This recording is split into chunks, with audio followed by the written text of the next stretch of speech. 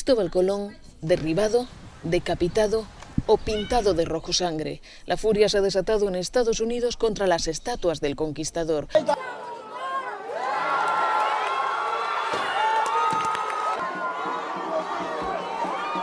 Deberían ser depuestas y destruidas las estatuas de Colón.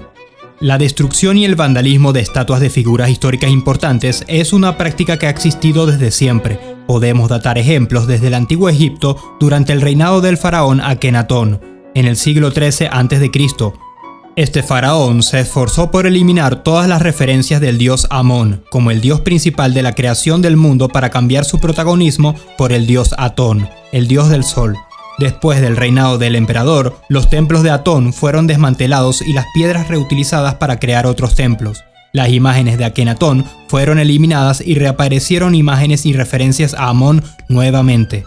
Por supuesto, este cambio de culto de un dios por otro, por medio de templos e imágenes, no fue una mera lucha religiosa o de creencias, sino política, y en la cual Akenatón reflejó el culto al sol y la importancia de esa estrella brillante que salía todas las mañanas a su reinado como representante del dios solar. Y es que nos daremos cuenta que todos estos actos de destrucción, desestimación y cambios de estatuas, iconografías y representaciones, sean de personajes religiosos o históricos, tienen fines políticos, aunque a veces puede tener fines completamente egoístas y personales. Otro caso de los más antiguos se puede encontrar en Grecia, justo el mismo año de nacimiento de Alejandro Magno, en el año 365 a.C. El pastor Eróstrato quemó el templo de Artemisa de Éfeso, destruyendo la mayor parte de su estructura, considerada una de las 7 maravillas del mundo antiguo. Al momento de su confesión, Eróstrato admitió que lo hizo únicamente para hacerse famoso a cualquier precio, lo cual, para ser honestos, logró. El término para este tipo de prácticas ya mencionadas se acuñaría en 1689 por historiadores germanos con el nombre en latín de damnatio memoriae. En la antigua Roma era común que si al Senado o a un emperador posterior no le gustaban los actos de un emperador ya depuesto, podían embargar sus propiedades, borrar su nombre y modificar sus estatuas. Tal fue el caso de muchos emperadores como Nerón, Calígula, Cómodo y muchos más. Curiosamente, estos nombres que mencioné son considerados como los emperadores más monstruosos de la historia romana, y esto no tiene que ser necesariamente cierto. Fácilmente se pudo haber creado una leyenda negra alrededor de estos personajes, pero nunca lo sabríamos, pues la mayor parte de los registros históricos los muestra negativamente, pudiendo ser falso o no la información que existe de ellos.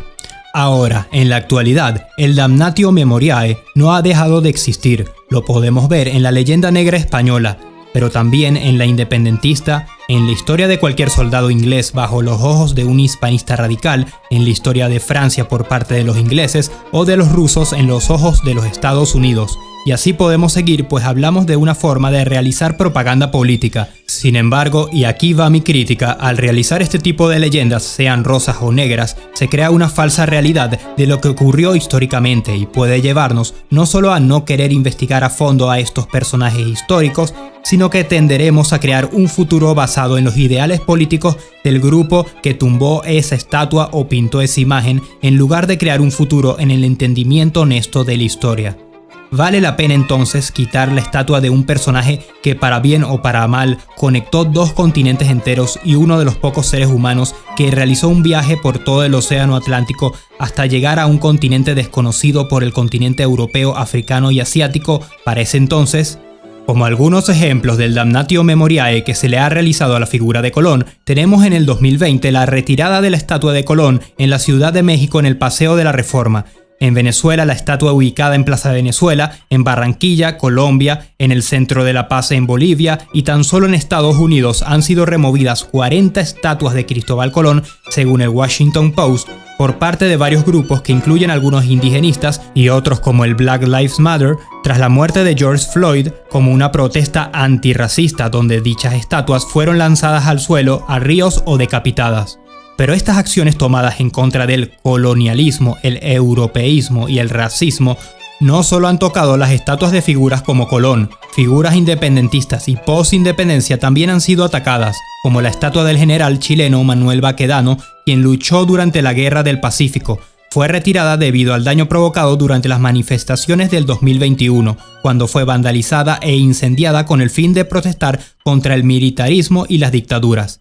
También es bastante común el intento de vandalización a estatuas de San Martín, Bolívar o Hidalgo, cuando estos personajes lucharon por el fin de la esclavitud en sus naciones, pero nunca falta la persona que bajo un anacronismo asuma a estas figuras como racistas o como hombres blancos malvados por el lobby feminista o el antirracista.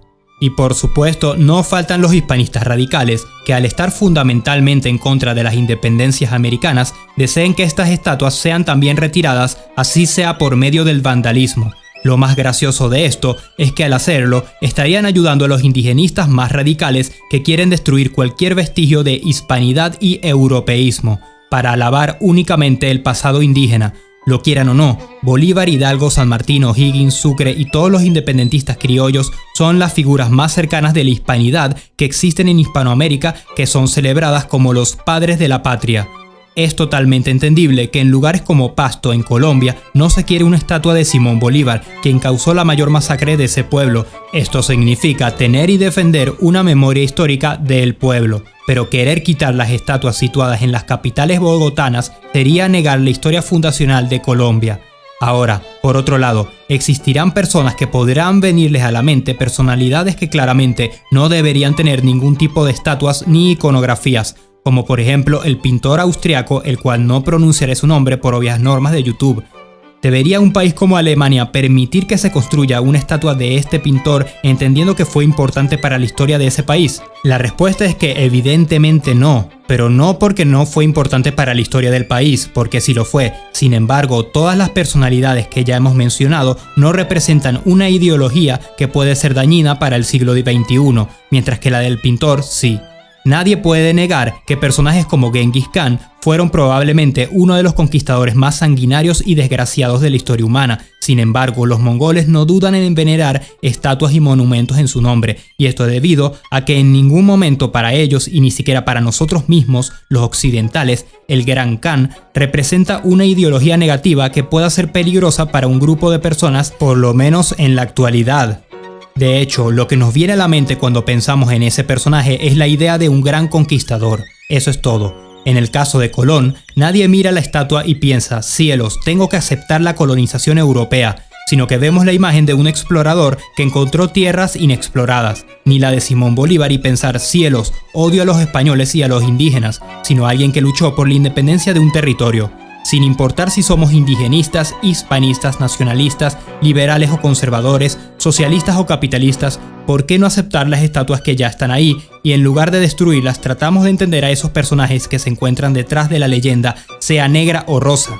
¿No sería más estratégico en tal caso transformar la imagen de esas estatuas por medio del estudio y la divulgación de la historia en lugar de simplemente vandalizarlas y tumbarlas? ¿Por qué en lugar de destruir las estatuas de figuras históricas que no nos identifica personalmente, creamos más estatuas con las figuras históricas que sí nos identifica y nos representa? Por supuesto, siempre manteniendo un límite que no propague una ideología dañina en el pleno siglo XXI. ¿Por qué no aceptar la multiculturalidad y la multietnicidad que nuestra herencia histórica nos ha dejado como americanos? Tal vez sea solo mi opinión, pero creo que estamos en tiempos donde la historia no puede ser ocultada detrás de leyendas rosas ni negras. Por esto, ¿por qué no tratar de promover la realidad y el estudio de la historia para comprender nuestro pasado y así construir nuestro futuro? Pero mejor dime tú lo que piensas sobre este tema. Como siempre, gracias por ver, dale like al video y suscríbete si aún no estás suscrito. Hasta la próxima.